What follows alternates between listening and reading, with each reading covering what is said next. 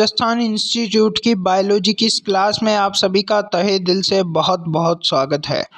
तो दोस्तों, आज अपन जीव विज्ञान के अंतर्गत बायोलॉजी के अंतर्गत एक न्यू चैप्टर अपन शुरू करने जा रहे हैं। जेनेटिक का एक लेक्चर और बचा है जो कि मैं जल्दी अपलोड करवा दूंगा। अभी जो है उसमें इम्पोर्टेंट रोगों की खोज कर रहा हूँ, मतलब कौन से रोग आपको पढ़ाने हैं कौन से नहीं पढ़ाने। वही रोग पढ़ाऊंगा जो लैब असिस्टेंट से रिलेटेड हो, ज़रूरी हो, उसके अलावा नहीं पढ़ाऊंगा। एक्स्ट्रा तो बहुत सारे रोग आते हैं उसमें, और कितनी डिटेल में जाना है वो तैयार कर रहा हूँ मैं मैटर, उसके बाद पढ़ाता हूँ, ठीक है। तो न्यू चैप्टर कोशिका वाला अपन शुरू करते हैं। तो यह है, देखिए शुरू करते हैं। तो यह जीव की सबसे छोटी संरचनात्मक एवं क्रियात्मक इकाई है। तो देखो, कोशिका के बारे में एक लाइन लिखी हुई है कि जो कोशिका होती है वह जीव की सबसे छोटी संरचनात्मक एवं क्रियात्मक, देखो कोई भी जीव क्यों ना हो, हर जीव किससे बना है? कोशिका से बना है। यानी किसी भी जीव की जो संरचना आज आपको दिखाई दे रही है वो किसकी बनी हुई है? सेल्स की बनी हुई है, कोशिका की बनी हुई है। तो इसीलिए कहा गया है कि जो कोशिका है वो जीव की संरचनात्मक इकाई है। जैसा कि अगर मैं बात करूं कि ये हमारे पास एक दीवार है, तो आपको एक चीज़ यहाँ पे नोटिस होगी कि ये दीवार की जो संरचना बनी हुई है वो किसके कारण बनी हुई है? तो ईंटों के कारण बनी हुई है। तो यहाँ पर अगर मैं आपसे पूछना चाहूँ कि जो दीवार है उसकी संरचनात्मक इकाई क्या है, तो आपका जवाब होगा कि सर दीवार की संरचनात्मक इकाई ईंट है। क्या है? ईंट। उसी तरह जो जीव होता है उसकी संरचनात्मक इकाई क्या होती है? स्ट्रक्चरल यूनिट क्या होती है? कोशिका होती है, ठीक है। अब दूसरी बात, यहाँ पे क्रियात्मक इकाई लिखा हुआ है। क्रियात्मक इकाई से क्या मतलब है कि जीव शरीर में जो भी कार्य होते हैं, जीव शरीर में जो भी जैव प्रक्रम या जो भी कार्य होते हैं उन कार्य को संपन्न करने का काम कौन करता है? कोशिका करती है। कौन करता है? कोशिका। यानी कोशिका जीव शरीर के सभी कार्यों को करती है। तो इसीलिए कहा गया है कि क्रियात्मक इकाई भी कौन है? कोशिका है। इसमें सजीव पदार्थ को घेरे हुए एक झिल्ली पाई जाती है। यह स्वतंत्र पूर्वक जनन एवं वृद्धि की क्षमता रखती है। देखिए, मैं आपको साइड में थोड़ा कोशिका के बारे में समझा देता हूँ। तो ये हमारे पास एक कोशिका है। तो इस कोशिका के मध्य में आपको एक केंद्रक मिलेगा और इसके मध्य में आपको क्या भरा मिलेगा? एक द्रव्य पदार्थ, एक विशेष प्रकार का द्रव्य पदार्थ भरा हुआ मिलेगा। इस द्रव्य पदार्थ को हम यहाँ पे जीव द्रव्य कहते हैं। क्या कहते हैं? जीव द्रव्य, या हम कोशिका द्रव्य भी इसे हम कहते हैं, या हम कोशिका द्रव्य भी इसे कहते हैं। तो ये जो कोशिका द्रव्य है या जीव द्रव्य है, इसकी बात अगर मैं करूं तो इसको घेरा हुआ कौन है? ये एक झिल्ली है जो कि इसको घेरे हुए है। और ये जो झिल्ली है, इस झिल्ली की बात करूं, ये जो झिल्ली है, यही झिल्ली इस कोशिका के जीव द्रव्य को घेरे हुए हैं और यही झिल्ली इस कोशिका की संरचना को बनाए रखती है। तो ये बात आपको ध्यान रखना। और ये झिल्ली स्वतंत्रता पूर्वक जनन एवं वृद्धि करने की क्षमता यहाँ पर रखती है। तो ये कुछ बातें थी जो आपको यहाँ पर ध्यान में रखनी होगी। और साथ ही साथ देखिए यहाँ पर दोस्तों, 1 सेकेंड, थोड़ा सा इसका, हाँ देखिए, अब देखिए यहाँ पर उसके बाद कोशिका का जो परिमाप में अत्यधिक छोटी होती है, यानी कोशिका, अगर आप की कोशिका साइज कितनी होती है, तो कोशिका अत्यधिक छोटी होती है, यानी नग्न आंखों से आप कोशिका को देखना मुश्किल है। तो कोशिकाओं को अगर आपको देखना हो तो सामान्यतः आप माइक्रोस्कोप का ही यूज़ करेंगे, नग्न आंखों से तो देख नहीं सकते हैं। अतः इसके परिमाप साइज के लिए माइक्रोस्कोप या माइक्रोन का उपयोग, देखो माइक्रोस्कोप का उपयोग किया जाता है इसको देखने के लिए, और इसके जो परिमाप की जो इकाई है, इसके मापने की जो इकाई है, उसके लिए माइक्रोन का उपयोग किया जाता है। जैसे कि हमारे पास ये देखिए साइड में, जैसे कि हमारे पास ये कोई लंबाई है, इस लंबाई को अगर हमें मापना है तो हम किसका उपयोग करेंगे? इस लंबाई को मापने के लिए या तो हम मिलीमीटर का उपयोग करेंगे या सेंटीमीटर का उपयोग करेंगे, राइट। तो इसी तरह हमें अगर किसी कोशिका की एमाप को मापना है, किसकी? सेल्स की एमाप को अगर हमें मापना है माप को अगर हमें मापना है तो हम किस में मापेंगे, तो माइक्रोन में मापेंगे। किस में? माइक्रोन में। तो ये बात आपको ध्यान रखनी है। अब देखिए कोशिका की संरचना। नेक्स्ट जो अपना टॉपिक है वो है कोशिका की संरचना। तो अति सूक्ष्म जीवों को छोड़कर सभी जीवधारी पादप एवं जंतुओं का जो शरीर होता है बहुत छोटे छोटे कोष्ठों का बना होता है। देखिए अब यहाँ पे समझिए, अब अति सूक्ष्म जीवों को छोड़कर जो पादप है और जो जंतु है, उन जंतु और पादप का जो शरीर होता है, जंतु और पादप का जो शरीर होता है वह छोटे छोटे कोष्ठकों से मिलकर बना होता है। किससे? छोटे छोटे कोष्ठकों से मिलकर बना होता है। इस तरह के छोटे छोटे कोष्ठक आपको दिखाई देंगे। इन कोष्ठकों से पादप एवं जंतु का शरीर यहाँ पर बना होता है। तो ये जो कोष्ठक आपको दिखाई दे रहे हैं ये कुछ मधुमक्खी के छत्ते के समान होंगे। मधुमक्खी के छत्ते में भी तो इस तरह के छोटे छोटे कोष्ठक होते हैं। तो मधुमक्खी के छत्ते के समान आपको दिखाई देंगे। तो ध्यान रखना, ये जो कोष्ठक है इन्हें ही हम एक कोष्ठक की बात करूँ तो यही क्या होगी? कोशिका। ऐसे ही बहुत सारी कोशिकाएं आपस में मिलती है और एक संपूर्ण संरचना का निर्माण करती है जो कि एक जीव या सजीव शरीर होता है। तो वही बात यहाँ पर लिखी गई है कि जो शरीर है बहुत छोटे छोटे कोष्ठों का बना है। इन कोष्ठों को कोशिका सेल कहा जाता है। जीवों की आधारभूत संरचना व कार्यात्मक इकाई कोशिका होती है। जैसा कि मैं बता चुका हूँ, जीवों की आधारभूत संरचना भी क्या होती है? एक कोशिका होती है। और कार्यात्मक इकाई भी क्या होती है? कोशिका होती है। सर्वप्रथम कोशिका की खोज रॉबर्ट हुक नामक वैज्ञानिक ने सन 1665 में की। देखिए यहाँ से क्वेश्चन बनने की 100% संभावनाएं हैं कि सर्वप्रथम कोशिका की खोज किसने की और कब की। तो रॉबर्ट हुक ने सर्वप्रथम कोशिका की खोज की और कब की? तो 1665 में की। तो ये ध्यान रखना। अब कैसे की, किस तरह की, तो उसको मैं साइड में समझा देता हूँ। देखो जो रॉबर्ट हुक थे वो रॉबर्ट हुक सूक्ष्मदर्शी का जो रॉबर्ट हुक थे वे रॉबर्ट हुक सूक्ष्मदर्शी का निर्माण कर रहे थे। किसका? सूक्ष्मदर्शी का निर्माण कर रहे थे।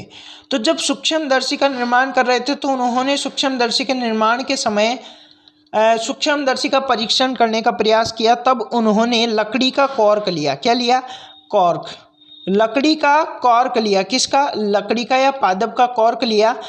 और उस कॉर्क का जब उन्होंने यहाँ पर सूक्ष्मदर्शी में देखा तो इन्होंने देखा कि ये कॉर्क छोटे छोटे कोष्ठकों से बना हुआ है। किससे बना हुआ है? छोटे छोटे कोष्ठकों से बना हुआ है। तब इनको पता लगा कि जो भी जीव शरीर होता है वो किससे मिलकर बना होता है? कोष्ठकों से। यानी छोटी छोटी कोई ऐसी इकाई है, कोई ऐसी चीज़ है जिसकी बार बार पुनरावृत्ति से एक संपूर्ण जीव शरीर बनता है। तो ये जो छोटी छोटे कोष्ठक थे ये थे क्या? तो ये थी कोशिकाएं। क्या थी? कोशिकाएं। यानी इस कोशिकाओं के मिलने से ही क्या बना था? कोष्ठक, एक जीव शरीर बना था। तो यहाँ पर पहली बार हमको पता लगा कि जो जीव शरीर है वो कोशिकाओं से मिलकर बना होता है और छोटे छोटे कोष्ठकों में बटा हुआ होता है। ये हमको पहली बार रॉबर्ट हुक ने बताया। और सन आपको मैंने बता चुका हूँ कि कब बताया, तो वो भी ध्यान रखना कि इन्होंने यह चीज़ बताई थी 1665 के अंतर्गत। ठीक है, तो यहाँ तक की सभी बातें आई होप आप समझ गए होंगे। अब देखो रॉबर्ट हुक ने इस कॉर्क के अंदर देखा तो किसको देखा? जीवित कोशिका को देखा या मृत कोशिका को देखा? तो ध्यान रखना रॉबर्ट हुक ने सर्वप्रथम मृत कोशिका को देखा। यानी अगर आपसे क्वेश्चन में यह पूछ लिया जाए कि रॉबर्ट हुक ने किस तरह की कोशिका की खोज की थी, तो मृत कोशिका की खोज की थी। ध्यान रखना किसकी खोज की थी? मृत कोशिका की। या किस कोशिका को देखा था? तो मृत कोशिका को। ठीक है, अगर आपसे मैं पूछूं जब रॉबर्ट हुक ने कोशिका को देखा तो उसमें इन्होंने कोशिका भित्ति को देखा था कोशिका भित्ति को देखा था या कोशिका झिल्ली को देखा था, या कोशिका झिल्ली को देखा था। तो आपका जवाब क्या होगा, जरा एक बार आप कमेंट जरूर करके जाना कि कोशिका भित्ति को देखा था या कोशिका झिल्ली को देखा था। तो देखिए दोस्तों, जो रॉबर्ट हुक थे उन्होंने मृत कोशिका देखी थी, और मृत कोशिका में कोशिका झिल्ली नहीं होती है। तो इन्होंने किसको देखा था, कोशिका भित्ति को देखा था। तो यहाँ तक की सभी बातें कंप्लीट होनी चाहिए। उसके बाद अब देखिए आगे चलते हैं। तो चलिए दोस्तों, देखिए 1 सेकेंड, 1 मिनट, थोड़ा सा इसका जो बैकग्राउंड है वो थोड़ा सा चेंज करना पड़ेगा। 1 मिनट दोस्तों, है ना।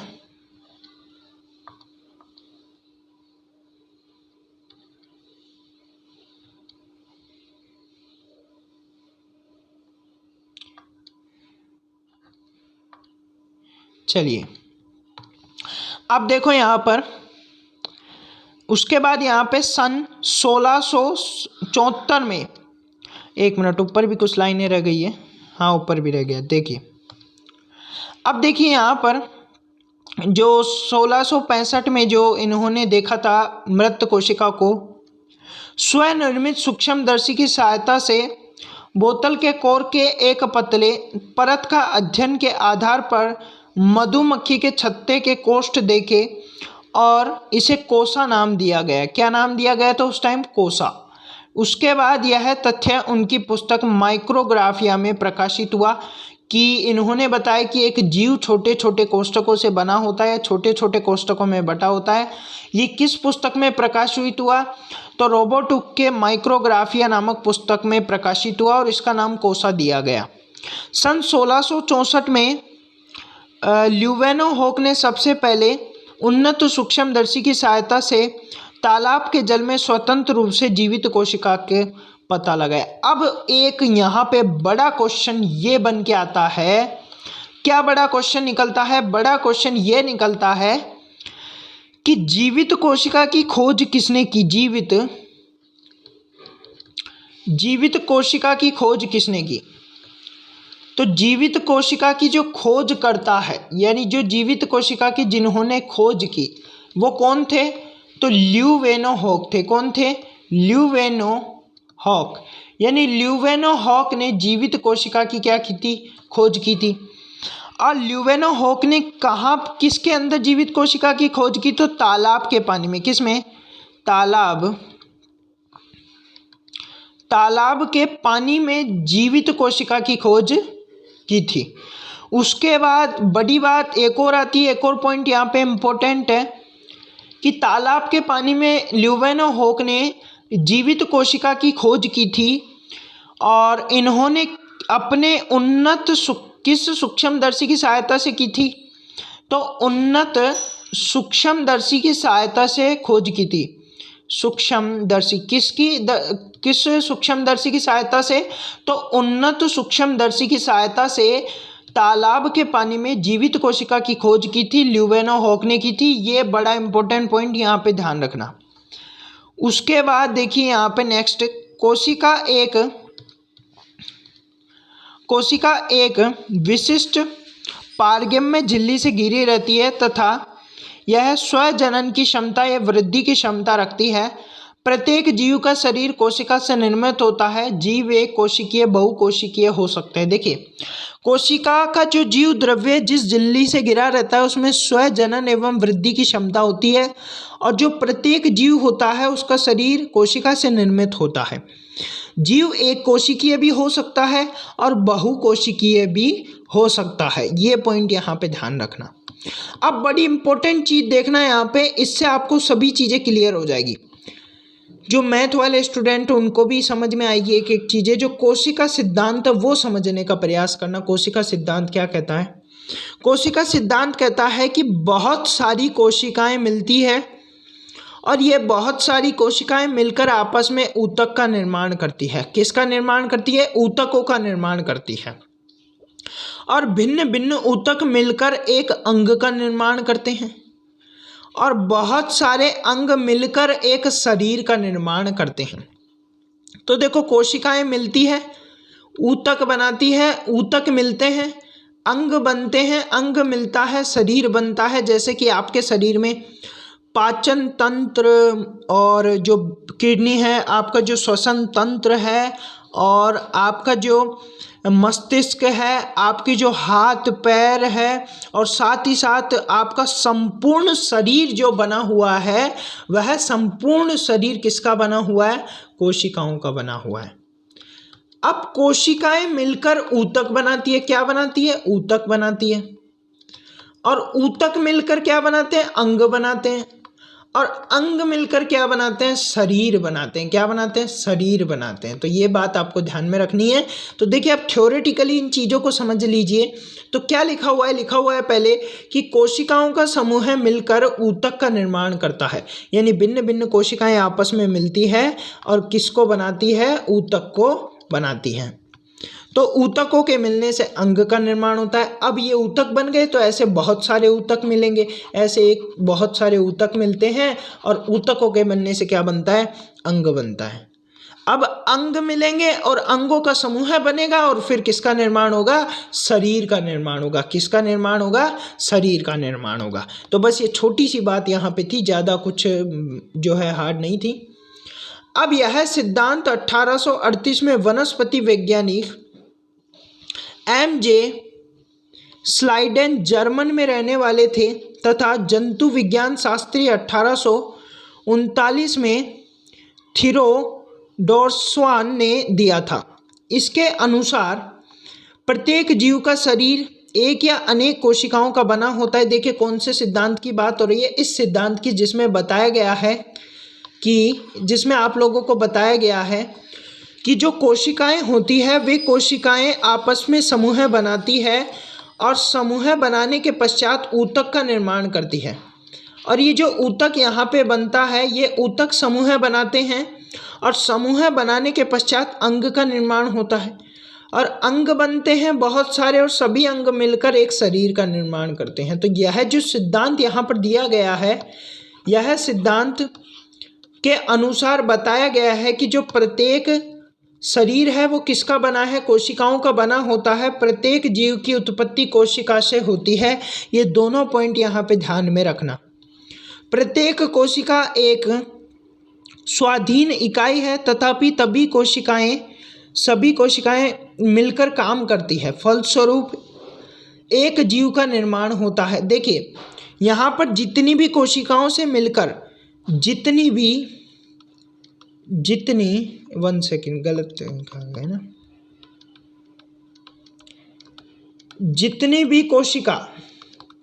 जितनी भी सेल्स कोशिका मिलकर एक शरीर का निर्माण करती है, वे सभी कोशिकाएं एक समान रूप से क्या करती है? कार्य करती है।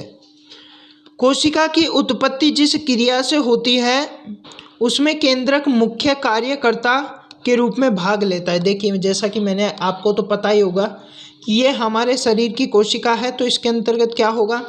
कोशिका द्रव्य होगा और क्या होगा? कोशिकांग होंगे और एक केंद्रक होगा। तो ये हमारे पास कोशिका की कुछ बातें ध्यान रखना। ये कोशिका है, ये क्या है? कोशिका। ये कोशिका के बाहर है कोशिका झिल्ली,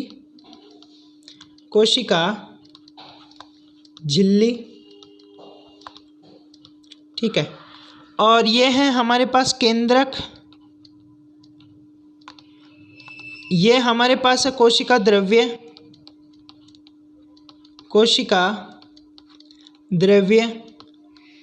और इसके अंदर होंगे क्या? कोशिकांग। क्या होंगे? कोशिकांग। कोशिका द्रव्य में कोशिकांग होंगे, ठीक है। तो ये बात आपको यहाँ पे ध्यान में रखनी है, जो कि बहुत ज़्यादा इम्पोर्टेंट है। अब यहाँ पे संरचना के आधार पर जो कोशिका होती है वो दो प्रकार की होती है, एक तो प्रोकैरियोट्स और दूसरी यूकैरियोट्स। दोनों को समझना। जो प्रोकैरियोट्स कोशिकाएं होती हैं वो प्रारंभिक कोशिकाएं हैं, इनमें केंद्रक नहीं होता है। देखिए प्रोकैरियोट्स कोशिका पूर्ण विकसित कोशिकाएं नहीं होती है, ये शुरुआती कोशिकाएं होती है। जो शुरुआती कोशिकाएं होती है उसे प्रोकैरियोट्स कोशिका कहते हैं और शुरुआती कोशिकाओं में केंद्रक अनुपस्थित होता है, यानी प्रोकैरियोट्स कोशिकाओं में केंद्रक अनुपस्थित होगा। इसमें आनुवांशिक पदार्थ विशेष क्षेत्र न्यूक्लियोइड में मौजूद होता है। जैसा कि मैंने आपको बताया कि शुरुआती या प्रारंभिक कोशिकाओं में केंद्रक नहीं होता है। अगर केंद्रक नहीं होगा तो जो आनुवांशिक पदार्थ होगा वो कहाँ पे होगा सर?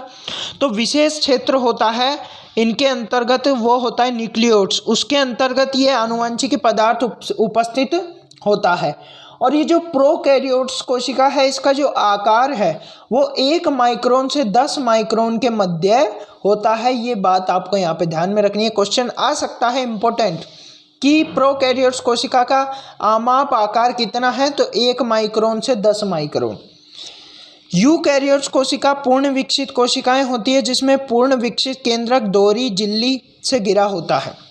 यूकैरियोट्स कोशिकाएं वे कोशिका कहते हैं जो कि पूर्ण रूप से विकसित है और इनमें पूर्ण विकसित केंद्रक भी होगा, झिल्ली भी होगी और अन्य सभी कोशिकांग भी होंगे, और जो हमारा कोशिका द्रव्य है वो भी होगा। और साथ ही साथ यहाँ पे ध्यान रखना कि इसके अंतर्गत जो हमारा आनुवंशिक पदार्थ है वो कहाँ पे होगा? केंद्रक में, क्योंकि यूकैरियोट्स में केंद्रक है तो कोशिका का जो आनुवंशिक पदार्थ है वो केंद्रक में होगा, परंतु प्रोकैरियोट्स में केंद्रक नहीं है तो उसका आनुवंशिक पदार्थ न्यूक्लियोइड्स नामक विशेष क्षेत्र पर उपस्थित होता है।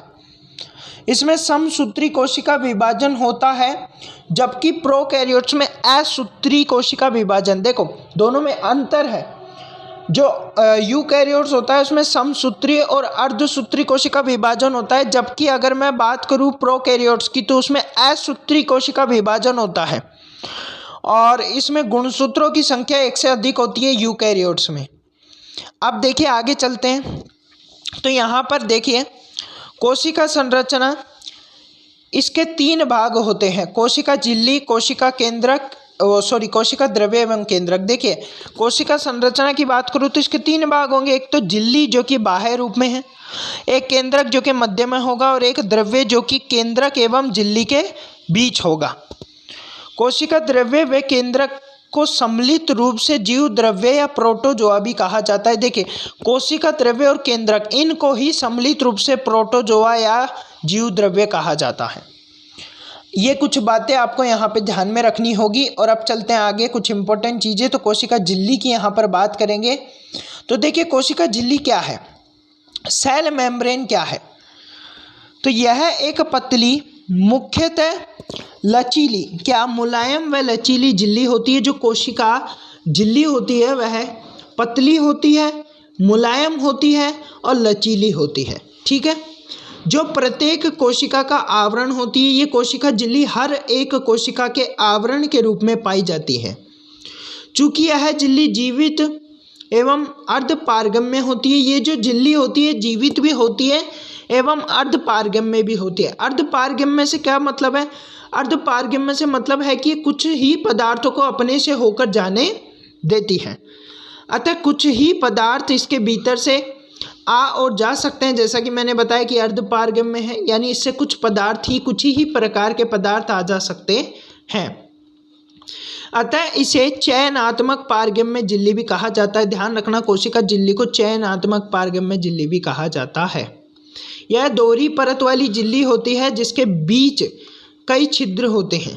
दोहरी परत यानी 2-3 परतों की यह झिल्ली होती है जिसके मध्य कई छिद्र होते हैं। यह लिपिड तथा प्रोटीन की बनी होती है। कोशिका झिल्ली किसकी बनी होती है? तो लिपिड एवं प्रोटीन की बनी होती है।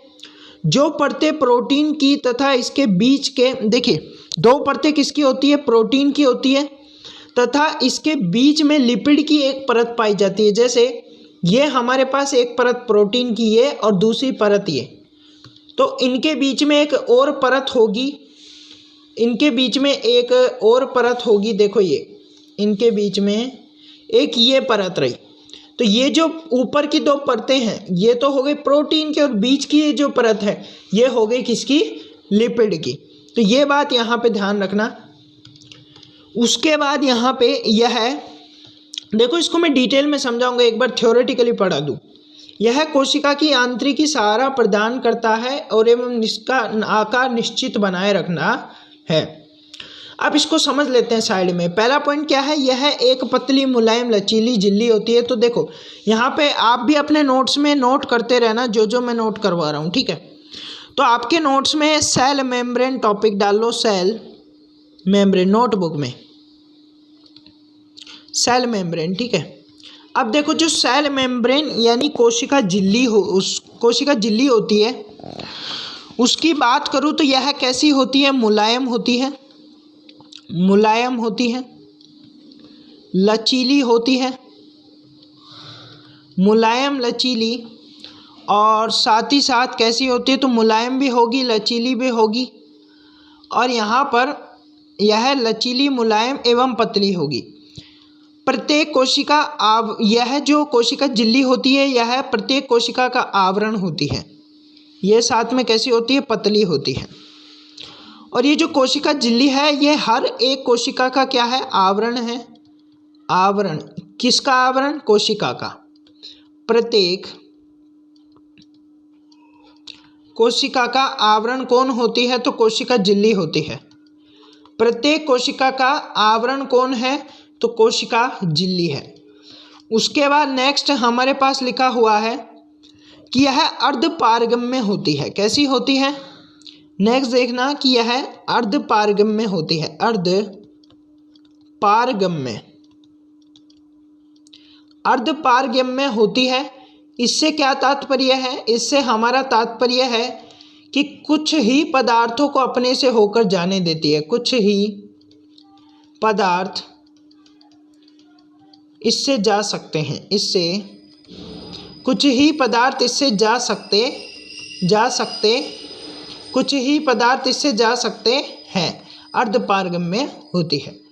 उसके बाद नेक्स्ट हमारे पास है कि यह चयनात्मक पारगम्य झिल्ली होती है, दोहरी परत वाली झिल्ली होती है।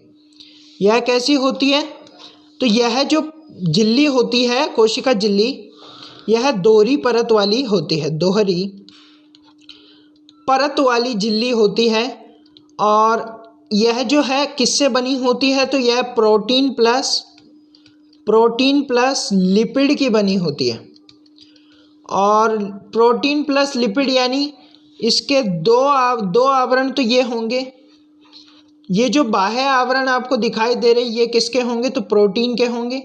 और इसके मध्य एक और परत आपको दिखाई देगी, ये किसके होंगे, तो लिपिड के होंगे। उसके बाद यहाँ पे देखना नेक्स्ट यहाँ पे लिखा हुआ है कि दो परतें प्रोटीन की तथा बीच में एक परत लिपिड की होती है। यह कोशिका की यांत्रिकी सहारा प्रदान करती है तथा निश्चित आकार बनाए रखती है। तो ये हो गई कोशिका झिल्ली की बात। अब कोशिका भित्ति की बात करेंगे।